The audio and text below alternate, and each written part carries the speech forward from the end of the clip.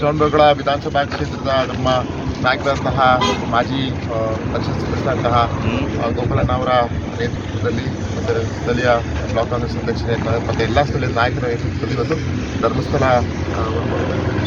ಚಲೋವನ್ನು ಇವತ್ತು ಹೊರಟಿದ್ದಾರೆ. ಇದಕ್ಕೆ ನಮ್ಮನ್ನು ಸಹ ನಮ್ಮ ನಾಯಕರು ಗೋಪಾಲಣ್ಣ ಅವ್ರ ಕರೆದಿ ಭಾಗವಹಿಸಬೇಕಂತ ನಾನು ಶುಭಾಶಯಗಳನ್ನು ಕೊಡ್ತೇನೆ. ಜೊತೆಗೆ ನಾವೆಲ್ಲ ನಮ್ಮ ತಮ್ಮ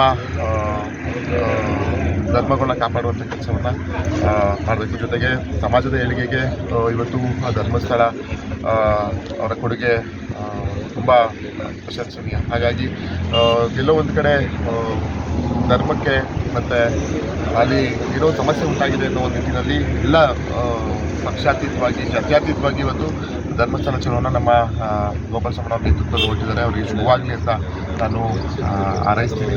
ಜೊತೆಗೆ ಇದೇ ರೀತಿ ಎಲ್ಲ ತಾಲೂಕಿನಲ್ಲೂ ಸಹ ಒಂದು ಸಂಘಟನೆ ಆಗಿ ನಾವೆಲ್ಲ ಧರ್ಮಸ್ಥಳ ತಂದೆ ವೀರೇಂದ್ರ ಹೆಗಡೆ ಅವ್ರ ಜೊತೆ ನಾವೆಲ್ಲ ಕೈ ಜೋಡಿಸ್ತೀವಿ.